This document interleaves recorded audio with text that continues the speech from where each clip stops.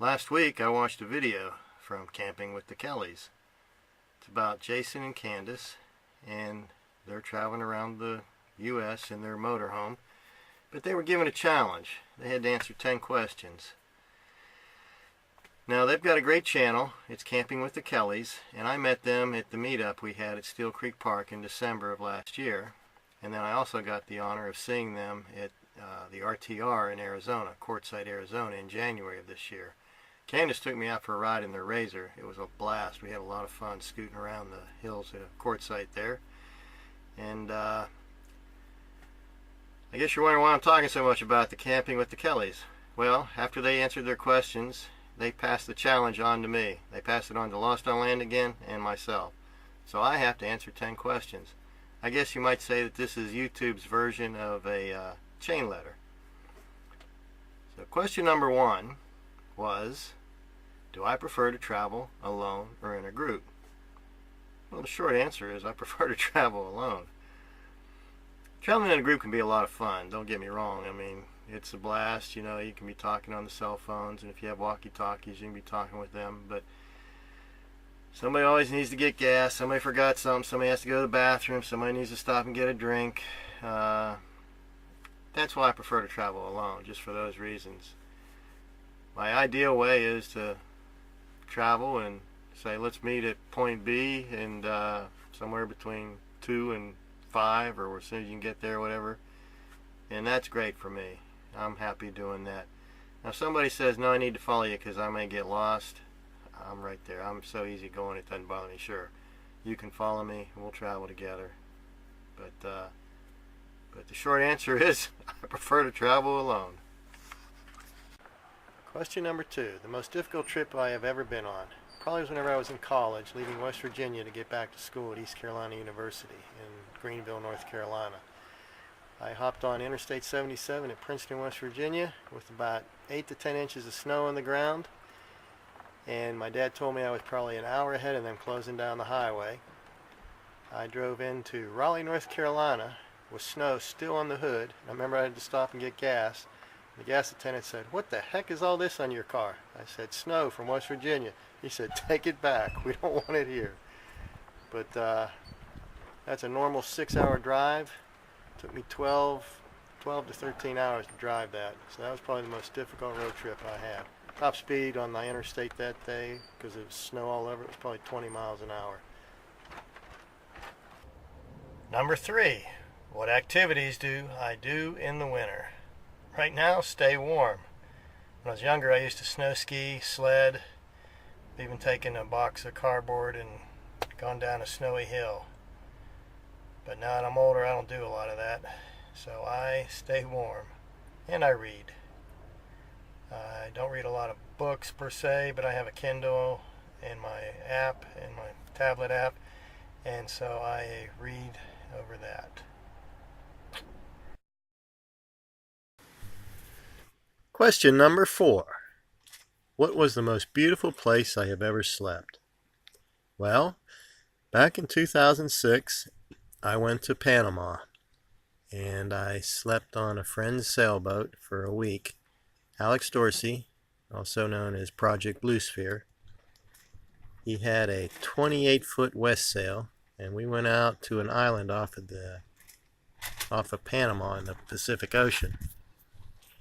And it was gorgeous. We fished, we swam, we sailed, and just being on that boat on the hook, just gently rocking every night, that was a great place to sleep. And that's what also caught me the bug and caused me to live on a sailboat in 2008. Question number 5. Have I ever been injured in the outdoors? Yes. In 2008, when I was sailing off the coast of Miami, I decided in about 40 feet of water to drop anchor. After it was time to pull the anchor up, she wouldn't come up. I had this great idea that if I could use the electric winch and my hands at the same time, I could pull it up together with the winch. It didn't quite work that way. I was holding on the chain, the winch was going, and my fingers went right into the gears of the winch. Smashed 2 fingers on my right hand. these two right here. And you can't really tell unless you compare it to the other hand. They're real thin there.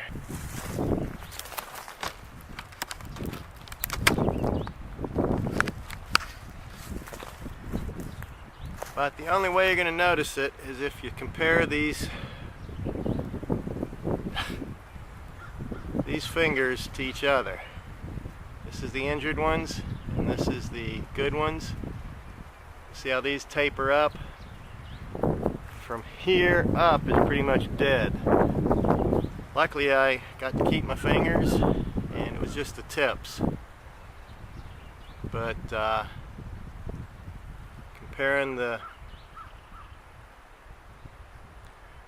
comparing them, you can slightly see the differences. Question number 6.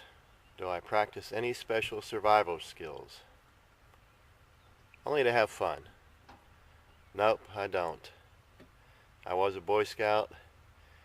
We took a sort of a weekend and did some survival training, I guess you might say. But that was when I was like 15 and 16. But the biggest thing I remember out of that is that you can eat berries if they got a star pattern on them. If they're growing on a tree and you didn't know what they were. If they don't have a star pattern on them, you shouldn't eat them. If you ever look at the bottom of an apple, you'll see like that star pattern. So that's what I do. That's about the only thing I remember. And I took CPR once, but I probably should have a refresher course on that.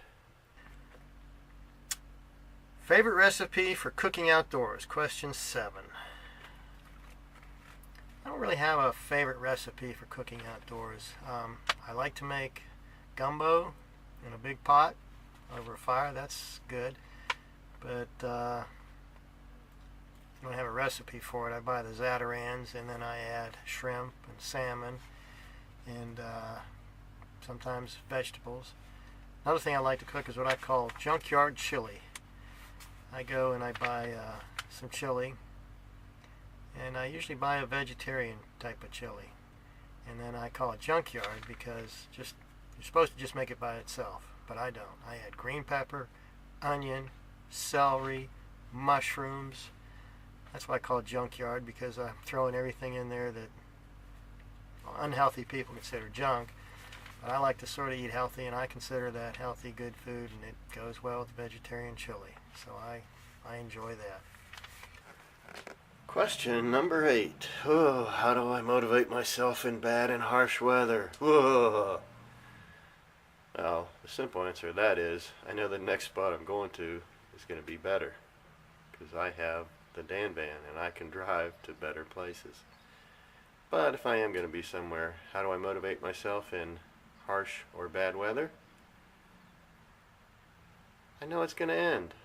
It doesn't bother me. You just got to be naturally happy with where you're at and what you're doing. So that's my answer for question number 8. Number 9. Where would my dream trip be? My dream trip would probably be the Fiji Islands. To me, that's a great place to visit. I'd want to stay there about a month, do nothing but lay out on the beach, maybe do some snorkeling, some spearfishing, tanning, sailing, and then I'd probably be tired of it and want to come back and get back into van life. Yep, that's it. Number 10. What is the heaviest thing I ever carried on a hike? Now, as I mentioned, I was in the Boy Scouts, and we did a long 3 or 4 day hike one summer. We had to take everything. We had to take our bedroll, our knapsack for change of clothes, our water, our food, everything. Water weighs 8 pounds per gallon. If you're gone for 4 days, that's roughly 4 gallons. That's 32 pounds of water right there.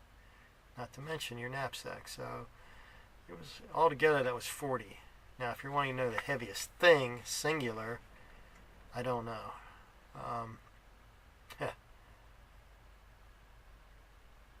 When I do day hikes, I carry about a gallon of water. So the single thing would probably be the 8-pound gallon of water whenever I do 3 to 4 mile hikes. And if I'm going to do longer than a 5-mile hike, I usually will try to get an extra gallon or another quart at least. And it depends on the time of the year. It depends on whether it's really hot out or if it's nice spring day and the temperature's in the 60s. I don't sweat as much. I don't need to drink as much water. But anytime it's over 90 degrees, I try to adhere to the rule that you need to drink about a quart of water every 30 minutes. So if you're going to be out for an hour, that's 4 quarts of water. Bingo, you hit a gallon. So temperature does play a role in that. These 10 questions have been fun. Thank you, Camping with the Kellys. I hope you enjoyed it. If you did, you can thank the Camping of the Kellys with me. I think I'm supposed to challenge somebody else. I know that they challenged Lost on Land again, so I can't challenge her. So I'm going to pass the baton on to Vicki Van Gogh. Vicki Van Gogh, you're up. You get to answer the 10 questions. Thank you, everyone, and hope you're having fun wherever you are. I know I am. It's a blast, let me tell you. I'm loving this life. So what's our leg thing going? Yeah, our leg thing going is, we'll start this way. Okay. Ring. Oh, left leg? There you go. Ring my bell. Ring my bell. Okay, let's do it again. All right, ready? Do we want bells with this or just? I'm not bouncing.